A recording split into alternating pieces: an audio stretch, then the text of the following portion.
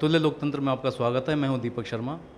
आज जिस शख्सियत से आपकी मुलाकात करा रहा हूं उनका नाम है जगदीप कौर पन्नू जी, जो इंडियन नेशनल लोकदल फरीदाबाद से महिला अध्यक्ष हैं और उद्यमी हैं और समाज सेवा में लगभग 10 साल से जुड़ी हुई हैं और इनेलो का दामन इन्होंने 8 साल से थामा हुआ। सक्रिय राजनीति में 8 साल से ये हैं। आज उनसे राजनीति और सामाजिक मुद्दों को लेकर कुछ चर्चा आपके सामने करते हैं। पन्नू जी, आपका हमारे चैनल में स्वागत है। बहुत बहुत धन्यवाद आपका। मैडम, राजनीति में एंट्री मारने का, सक्रिय होने का क्या मन में उठा जिससे आप राजनीति में आई हैं? समाज सेवा में तो आप पहले से ही हैं। राजनीति में आने का एक बहुत क्लियर सा मकसद है।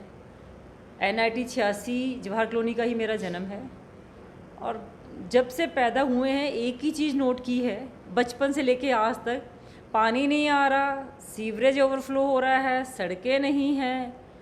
मतलब जो बेसिक चीज़ें थी, अगर हम बचपन से इतने बड़े हो गए, आज तक वो मूलभूत सुविधाएं हमें नहीं मिल पाई।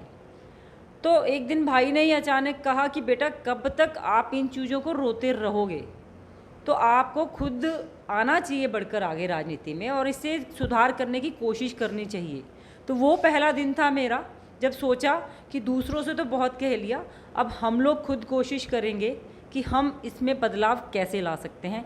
तो ये मानिए वो पहला दिन था 2013 जनवरी में जब मैंने राजनीति में अपना पहला कदम रखा। मैडम, एक राजनीतिक सवाल और ये करना चाहूँगा कि समय बदलता है, राजनीति, अवसर का नाम राजनीति है और हमने देखा कि समय के साथ साथ सत्ताएं बदलती हैं।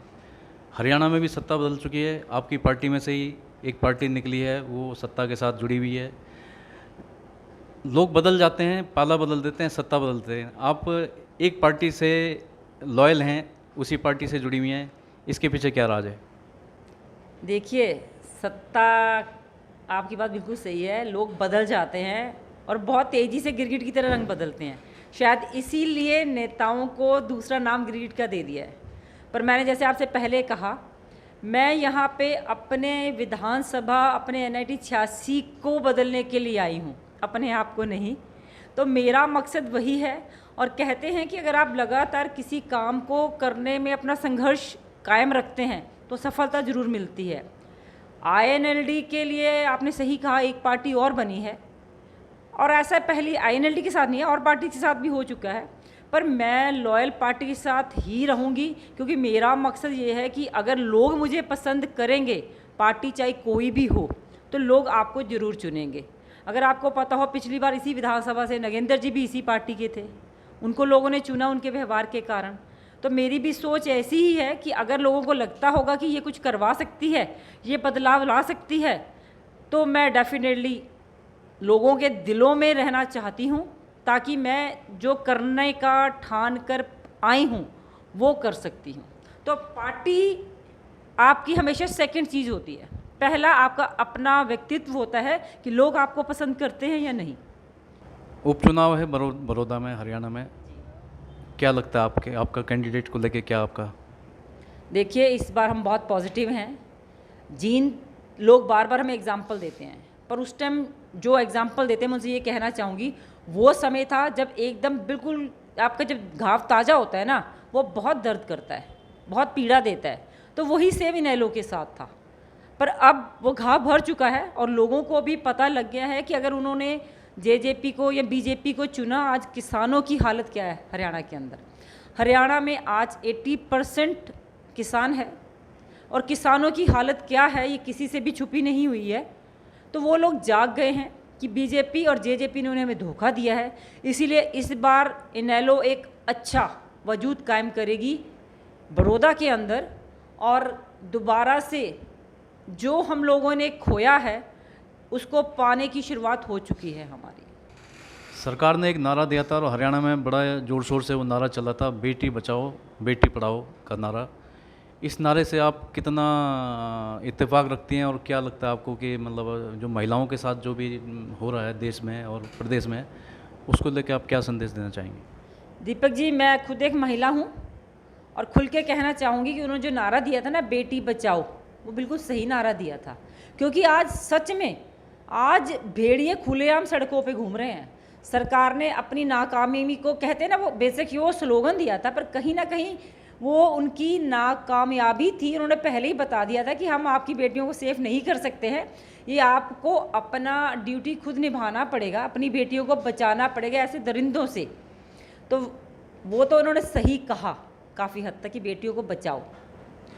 और बेटी पढ़ाने की बात पे अगर आप आज भी जाके हालात देखेंगे गांवों के अंदर या शहर में ही देख लीजिए, पढ़ाने के नाम पे बेटियों के पास क्या है।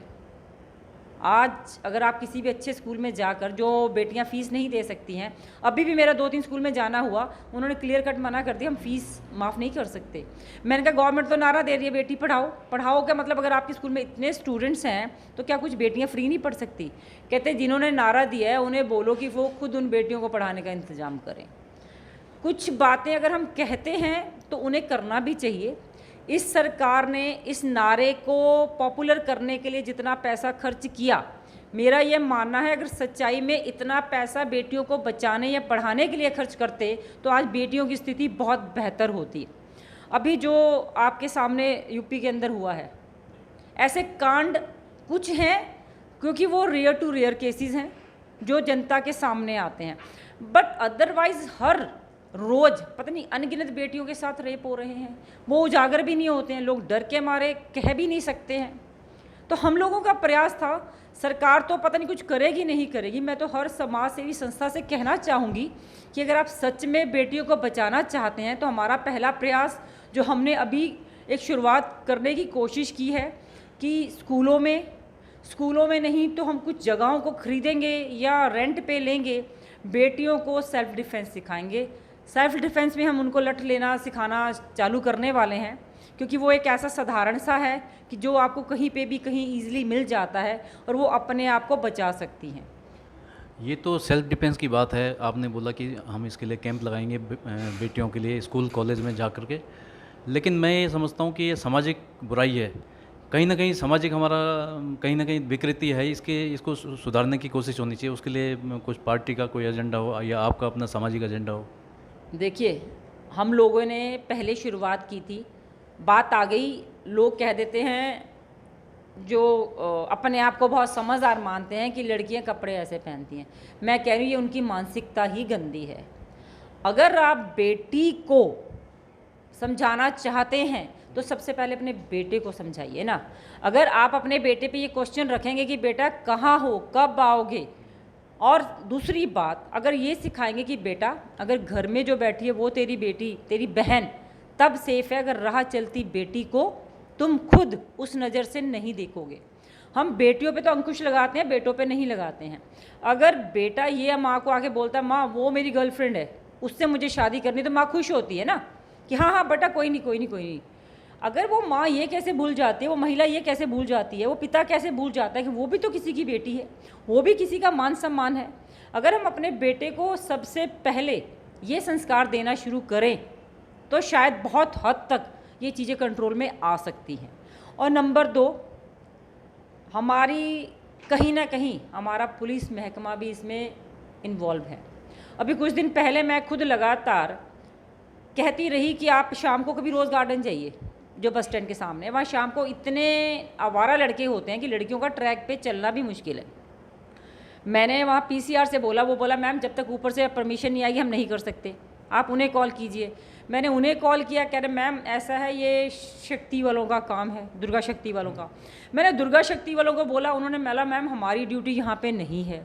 मैंने अगेन फिर एसएचओ को फ़ोन किया, वो बोले मैम हम देखते हैं, पीसीआर में 2 लोग होते हैं।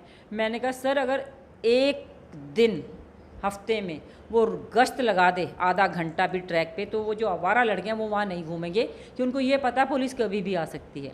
अगर हमारे महकमे के पास जो बाहर गाड़ी खड़ी है पुलिस की, वो आधा घंटा वहाँ गश्त नहीं कर सकते, तो यानी वो क्या इंतज़ार कर रहे हैं कि कुछ क्राइम हो तब हम लोग जागें?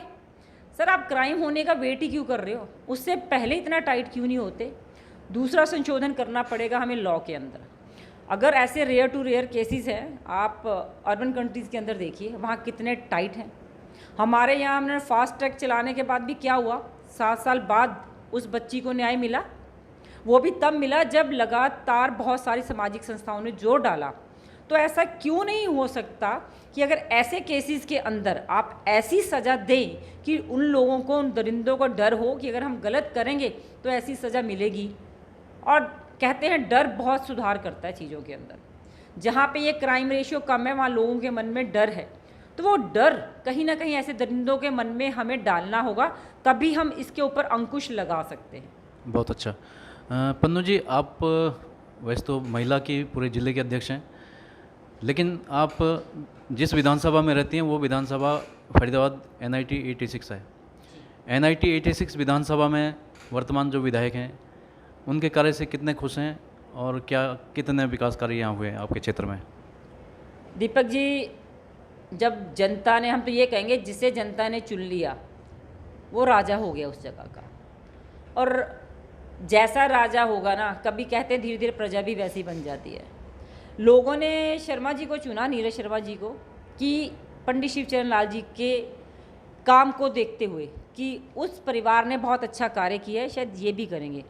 पर आज 1 साल के बाद अगर आप उतरेंगे NIT 86 में तो लोग अफसोस कर रहे हैं कि हमने गलत इंसान को चुना। वजह यही है, हम ये नहीं कहते कि वो, उनका एक ही वर्ड है कि मैं विपक्ष में हूँ। क्या विपक्ष के काम नहीं होते? आप करवाने की हिम्मत तो रखिए ना। पर वो शायद उनका आज एक ही काम है, रोज़ की एक बाइट डाल देना फेसबुक पे और अपना काम ख़त्म। धरती पे, सड़क में, लोगों के बीच में वो कितना है ये बताइए मुझे एक मिनट का। नहीं है कहीं पे। जनता को जब हम बनते नहीं है ना तो लोग कहते हैं नेता हमारे घर तक आते हैं, पूछते हैं, बैठते हैं, पर बनने के बाद ही वो विधायक कहीं नज़र नहीं आते 5 साल तक। जनता बहुत समझदार हुई है, वो सोचती है कि 5 साल बाद तो विधायक ने आना है। 5 साल जब कार्य करने की ज़रूरत तो कहाँ है?